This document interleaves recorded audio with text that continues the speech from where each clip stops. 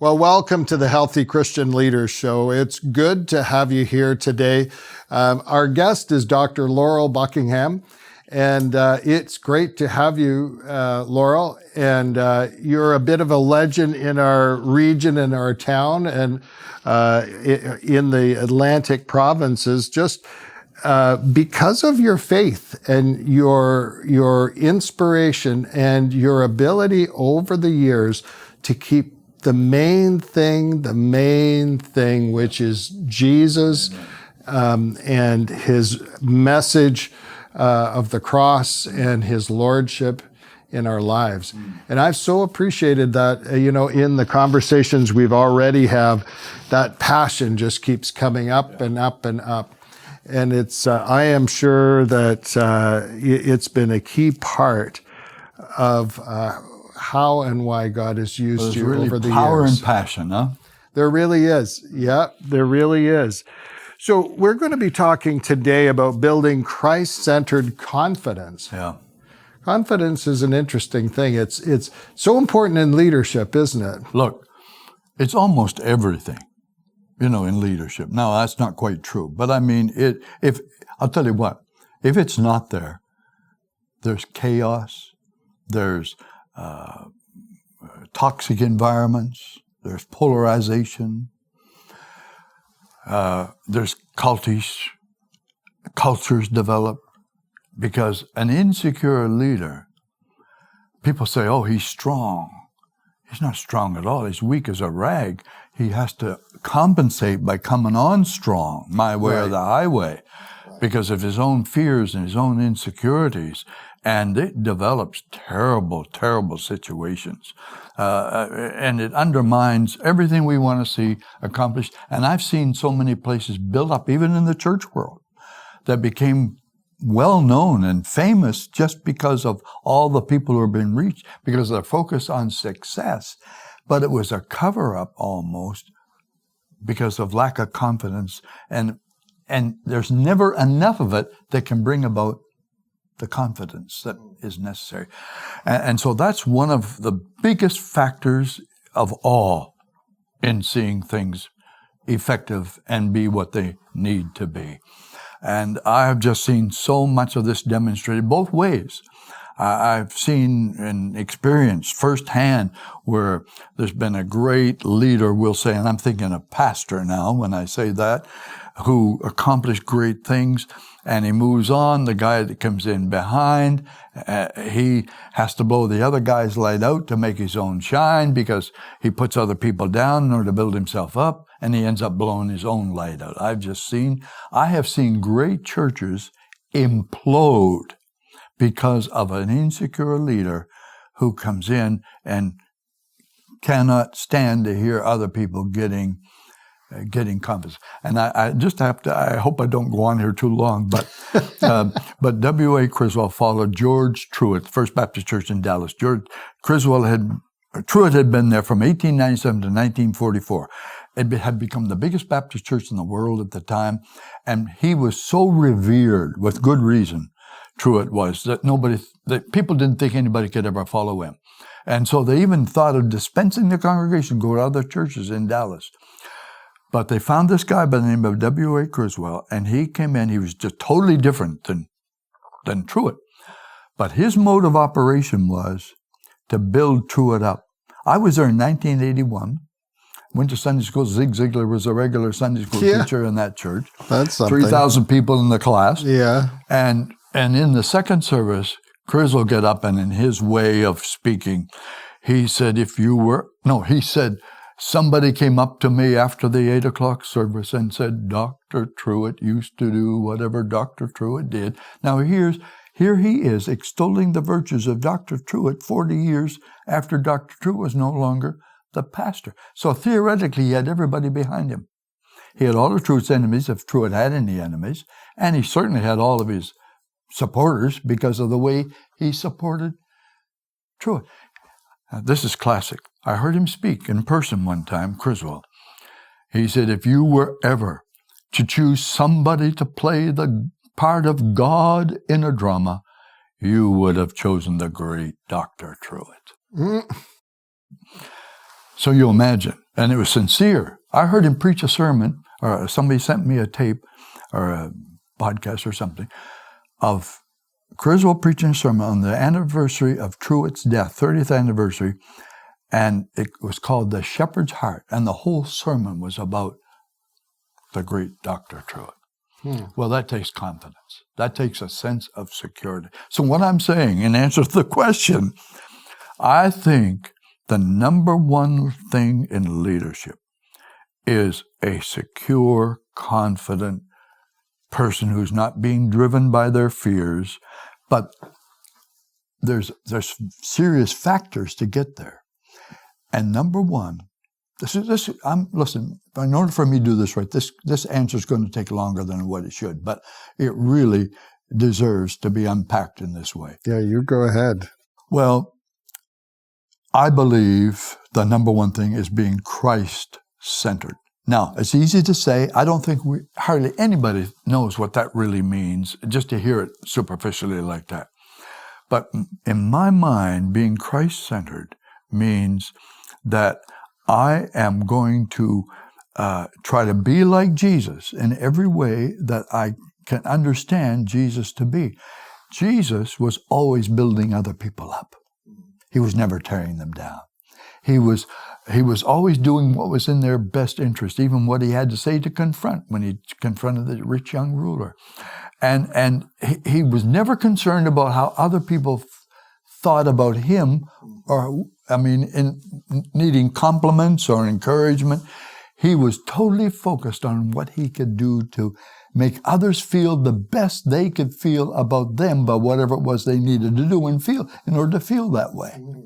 And so I was as insecure with my first 20 years of ministry. I was fearful and lacking in confidence and paranoid and all the rest. I had so many enemies, I didn't even see my friends. And then something happened.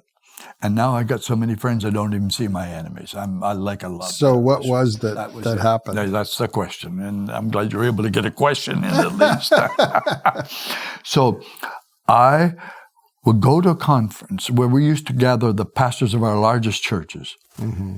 When I would speak to conferences throughout North America, it was usually to groups of churches where they weren't doing so well. And I was maybe doing better just from the numerical and number of salvations and baptism and all that. So I could speak with confidence in those settings. But in this setting where we had the pastors of our largest churches, they were most of them doing better than I was. In that setting, I was inhibited, intimidated, fearful, and could not be myself. I got so mad at myself, I said, something's wrong. I have got to figure out. And I found out that we all have different centers, so we can have different centers. We can be money-centered, education-centered, pleasure-centered, sin-centered. And I was possession-centered. I figured that out. And my possession was my church. So therefore, when I was with people who weren't doing so well, see, being my center, I could pontificate like I knew everything. And then when I would get with those who were doing so much better, I was frozen. I was paralyzed. And that was just awful. So I came back home and I figured out this thing about being Christ-centered. You see, Christ, he never changed. All these other centers change. Even, we'll say, money-centered. People who have lots of money, they may be able to be really confident and feel like they got the answers. They get with somebody who's got a lot more money, they feel inferior because it's such a big deal to them. They lose their money, they end up committing suicide. Not always, but I'm just saying sometimes. Right. And because that's their center. But Jesus is a center that does not change. And when we're connected with that center, and that becomes a way of life. So I started working for a whole year on everybody I see. Say some word of encouragement. No, don't be thinking about me. The reason a lot of pastors don't encourage others because they're just looking for themselves. Well, that just keeps you bogged down. And I just refuse to allow my mind to go there. I'm going to do everything I can to build other people up and make them feel the best they can feel about them, rather than anybody having to say one word to me to make me feel. I like what the black preacher said. I used to go into the church a half hour before the service. Be always there a half hour long. I'd be there long before that. But for the first half of before the service, I would be mingling with the people and just speaking to them a word of God. I tell the board, don't talk to me about any business. This is my time to minister and encourage and help people in their journey. And I like what the black preacher said about the scripture that says, cast your bread upon the water and it will return unto you. He said, cast your bread upon the water and it will return unto you toasted with butter and jam on it. Well, the truth of the matter is, I was getting far more encouragement when I changed this center thing and sought to build other people up. I was getting far more encouragement than when I was wanting the encouragement. So at the end of a year, I went back to one of those conferences where we had all of our pastors together and our head honchos in our denomination, all that stuff. And I was footloose and fancy free. And I was just, I made up my mind. I'm just going to, everybody I see, I'm going to do whatever I can to be an encouragement. I got back home, I get all this affirmation from letters. You know, I hope your listeners know what a letter is. You know, with email, we probably don't understand. But anyway, this is in the days when people wrote letters. Got all these letters of encouragement. I was making more of an impression when I wasn't trying to make an impression than before when I wanted to make an impression and wasn't making an impression. And to me, that is when Jesus said, hold to these teachings of mine, and you shall know the truth, and the truth shall set you free. It's holding onto Him. And I could go on for hours on this, but I'm telling you, that is critical to an answer to your question. Have the right center. How do leaders cultivate that and maintain that? Yeah. It has to be a discipline. I used to write it down in my day timer every day. Every person you see this day, you say something that will encourage. I remember one time I called this church, and the receptionist was just, so helpful. I'd never met her yet to this day. And she just was overboard trying to do whatever it was I wanted to have done. And it was just a delight because she was so powerful in her receptivity. And the minute I hung up the phone, I picked it back up again. I called her back. And I said, I have nothing to ask you about. I just wanted to get that same reception I got the first time I called. She sent me the most beautiful email immediately. What a gift it was. She said it several times. Your encouragement was a gift to me. Didn't cost me a dime. Probably meant more to her than, I remember one time, this is the extreme now, our main street was all torn up and we had to take detours. Well, it was hot, and the poor girls that were directing the traffic, I just speculated they were getting cursed out and so on. I stopped right up and talked to one of those girls. I said, I just want to thank you for what you're doing here today, because someday we're going to have a nice, smooth street here to go down, and so it's people like you that's helped make that. Oh, sir. She almost cried. She said, thank you for that. Well, you know what was happening. She was getting cursed at by, most likely, a bunch of people. So how can you go wrong? And it gets your mind off of you. And now here's the thing. I don't have to feel superior to anybody. I don't have to feel inferior to anybody, no matter what setting I am in. And I mean no matter what setting I'm in. You can think of the highest powered people financially or the lowest people that you can imagine. I don't feel higher. I don't feel lower. I just am a part of whatever and feel totally free. I need to really say one more thing that's off of that, but another major element. Nobody can ever develop that confidence unless they're seeking to live a life of integrity and character and seeking to live a holy life. Doesn't mean they'll be perfect, but they're seeking to live a holy life in their thoughts, in their actions, in their attitudes. And if they mess up, they confess and get it straightened out.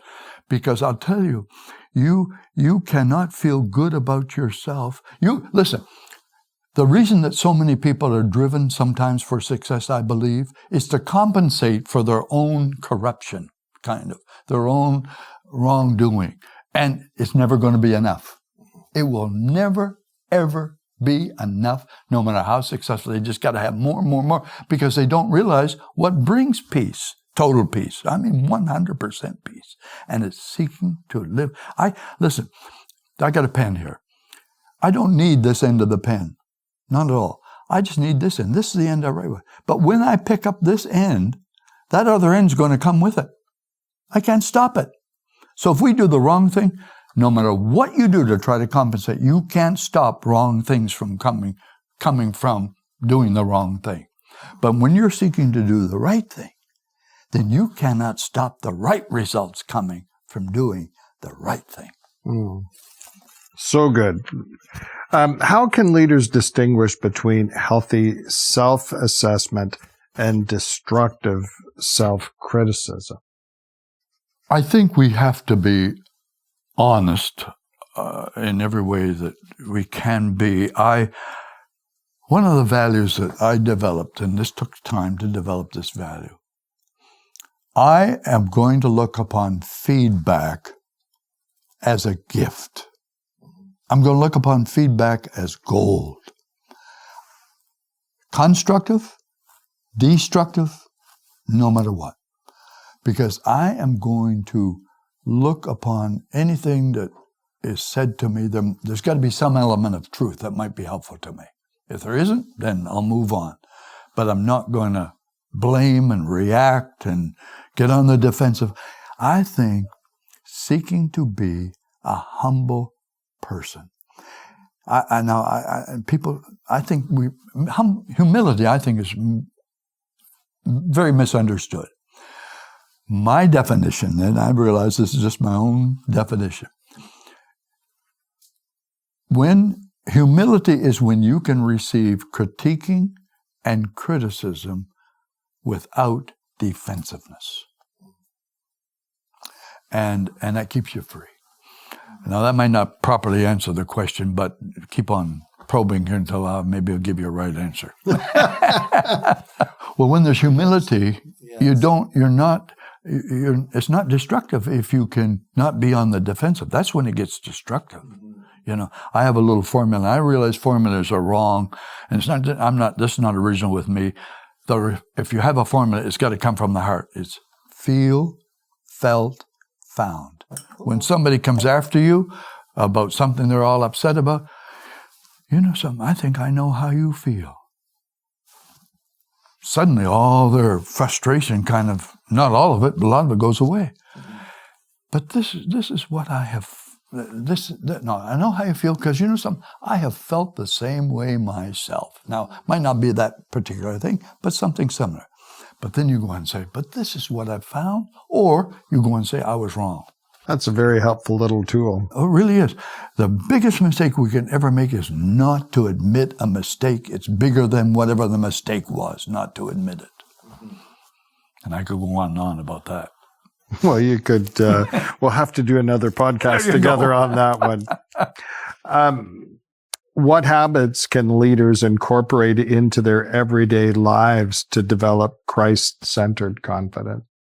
Well, I think we have to get into the Word and into the right scriptures. I haven't been a big proponent, and I'm all for the people who are, of reading the Bible through once a year and all that.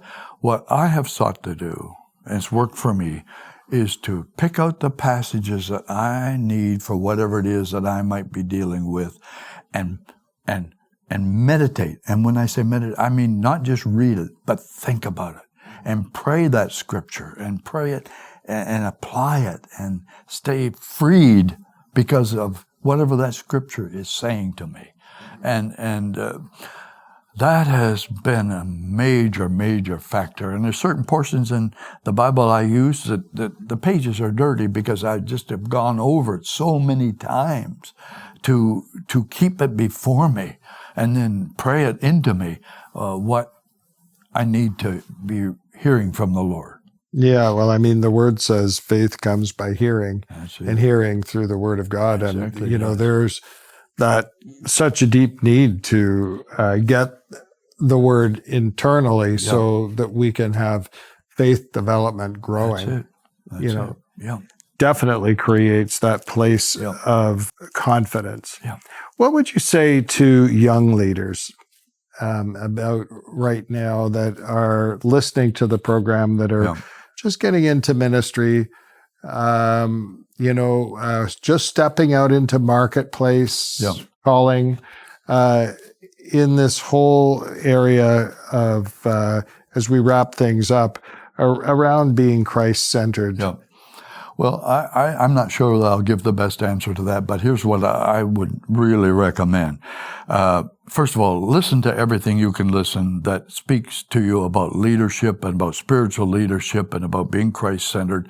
And because when we first start, there is a level of security that is missing. And I don't think everybody's 100% secure, but I think you got to cross a line where you're secure enough that you're not going to sabotage everything. Yeah. And I just know so many young guys that they've got great talent, they've got all the education in the world, they've got the personality, they've got everything going, and we all look at them and say, man, they're going to go places. And they just go out and destroy everything because of their fears and insecurities. And whatever can be done to build that by being humble and receptive and not think you're know-it-all. I was brought up on a farm where we had Holstein cows, and we had this one cow my dad talked about give an overflowing pail of milk.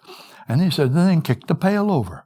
Well, I just see so many people because of their insecurities and fears and not being around people that could help them and being humble to listen and to grow and to keep growing is the most fun part of life. And I think I'm doing more to try to grow now than I ever did before in my life. And that's what keeps you alive, keeps you expectant, keeps you healthy, and meeting with people that you can grow from, by having, and I would say that's another thing for these young guys, to get with people who are seasoned, who have done it, and they're the right kind of people, not the wrong kind of people that can lead you astray. And I know that may be a little difficult sometimes for them to figure out who those people are, but surely they can have some discernment that will help them with that, and I think that is so critical to connect with the people that can challenge you and not just hear what you want to hear what you need to hear, and be open to it and allow it to sink in. If you were a leader and having experienced all that have experienced with the wisdom that God has given you, and you were transported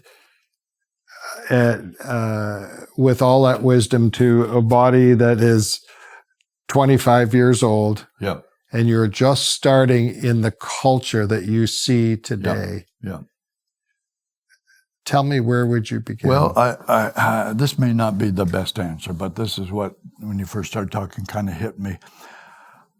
When I first started, I was in a blame mode with any pushback that I was getting. Whether it be the traditions of the community, the church, or the problem imaginating, trouble predicting, failure visualizing, obstacle envisioning, deacons and board members, or whatever it was. Any difficulty there was, it was because of others and other situations. There came a point where I developed my own definition of leadership. And my own definition was, as the leader, I am responsible. That doesn't mean I'm to blame, but I could be.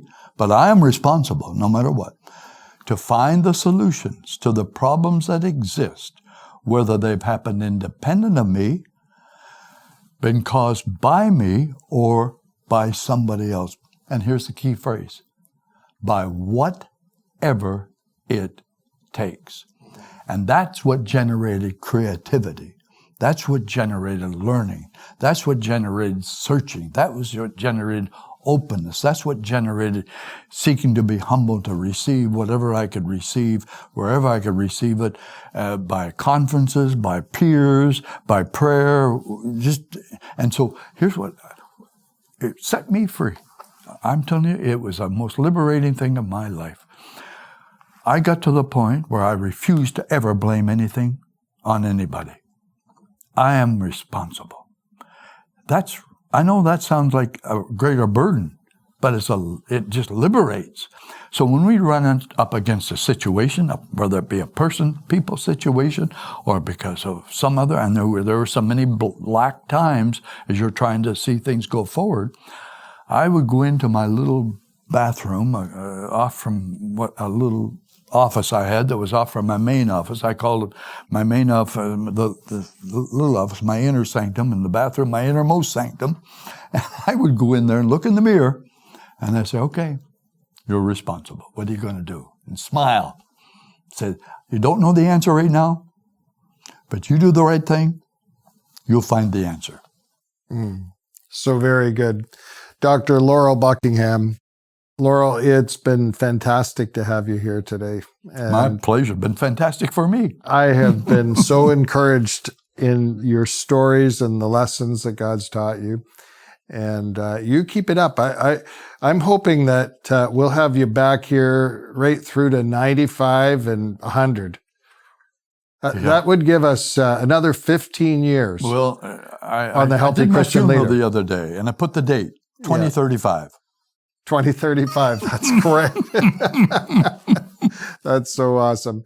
Well, we'll see you next time on the Healthy Christian Leader. Well, today's conversation was fantastic, but we're not finished yet. We'll be back in the next video with the same guest with more discussion about leader health. You know the drill. Subscribe and hit that bell. Would you join us for the next episode? You can find new episodes every week in video form on the Aaron Ministry YouTube page and in audio form as the Healthy Christian Leader Show wherever you get your podcasts. Aaron Ministries is an interdenominational network of friends in ministry with a mission to foster healthy Christian leaders. Check out our website, aaronministries.com, for more resources and information on how to donate or to start a healthy Christian leader gathering in your area.